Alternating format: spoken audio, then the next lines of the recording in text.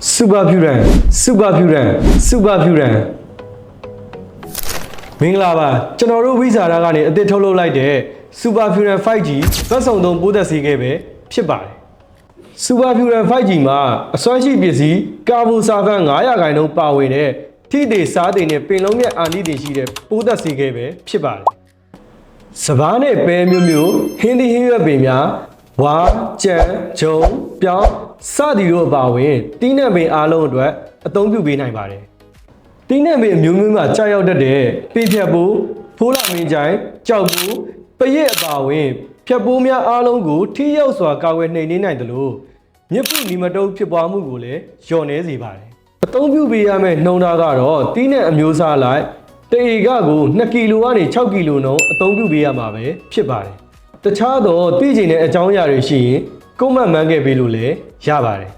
နောက်ထပ်လည်းတောင်သူဦးကြီးတို့အတွက်အကျိုးရှိစေမယ့်ဝိစာရရဲ့စိုက်ပျိုးရေးဆေးပစ္စည်းများကိုမိတ်ဆက်ပေးသွားမှာဖြစ်လို့